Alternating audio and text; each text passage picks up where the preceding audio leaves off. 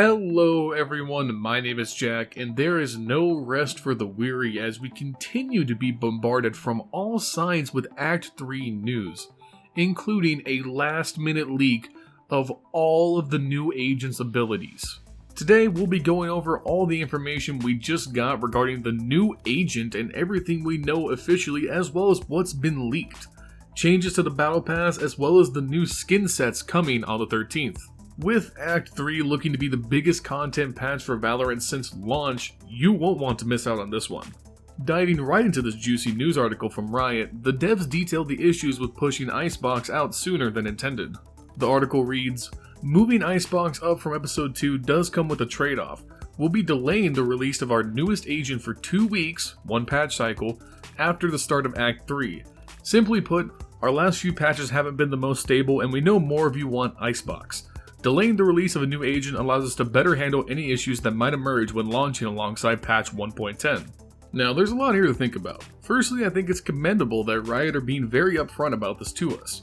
It takes a lot as a developer to just say, hey, we've delivered buggy patches, and with so much anticipated content, we want to make sure the rollout is as smooth as possible. So that means that we will see the main patch, including the Icebox, on October 13th with the new agent, as well as another patch 2 weeks after that on October 27th. Also, worth noting is that Icebox will not be launching directly into competitive on the 13th.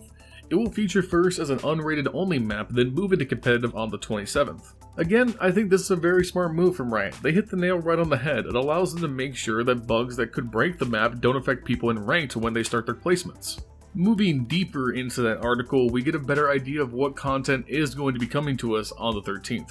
We will be seeing the competitive changes we went over in detail in this video. Those will be launching on the 13th, as well as a brand new Battle Pass. It appears that the Act 3 Battle Pass will include some much needed quality of life updates, as well as the first introduction of skins with variants in its reward tiers. Alongside these new rewards, weekly missions are getting a rework to allow for, quote, faster unlocks and additional epilogue tiers, which will be a welcome change as almost everyone is sick of having to spam Jet and Spike Rush to do their 50 ultimates weekly. As for what may be included in the Battle Pass, we can see a possible teaser in this main picture for the article. There's obviously the big thing, which is our newest agent, more to come on that in just a bit, obviously, but they are also flanked by new skins on each side. The one on the left is a new bundle, and the other appears to be the sets that will feature in the Battle Pass. Zooming in close, we appear to have 3 skins from the same set, the Vandal, Shorty, and that beautiful knife. These 3 appear to be part of a new set called Ruin. Riot makes mention of a new Ruin Vandal, and this murdered out black Vandal with the red crystals certainly matches the theme of Ruin.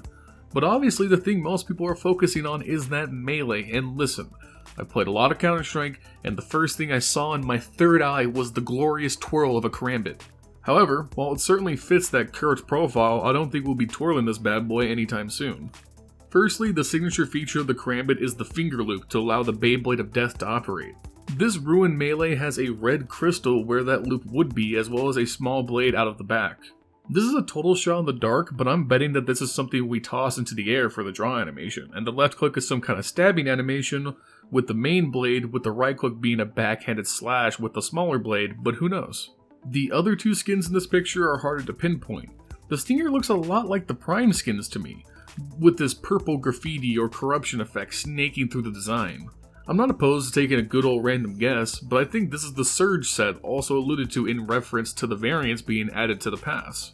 The Spectre, however, we have no information on. It's a nice dark emerald green though, which could be amazing if it has a really nice in-game shader effect, which remains to be seen. As for the other skin sets shown in this picture, we actually have more concrete information about this one. This new set is called Singularity, and you will be able to, quote, harness its unstable force on the Phantom, Sheriff, Spectres, Ares, and Melee on the 13th.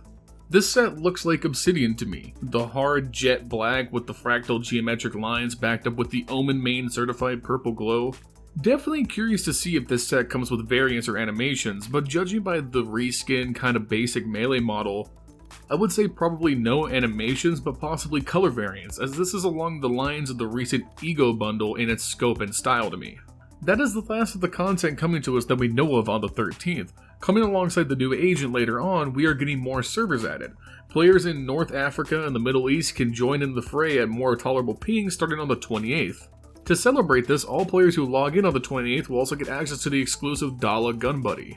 Now, for the big thing you've all been waiting for, the next agent joining the battle. Riot themselves have been very cryptic about the information for this new agent.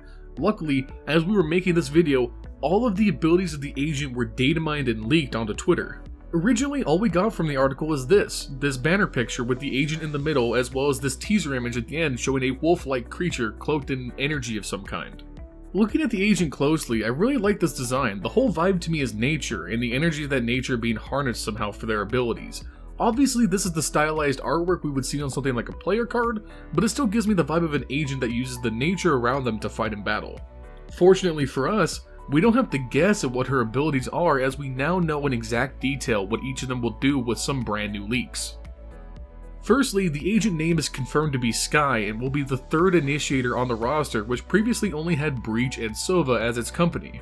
Looking at the leaked video, we get to see some of the deployments as well as information about each ability. The first thing we see is Skye's E ability, Guiding Light. Guiding Light is a hawk that can be cast by Skye and then guided around by holding down your fire key, which for most of us I hope is mouse 1.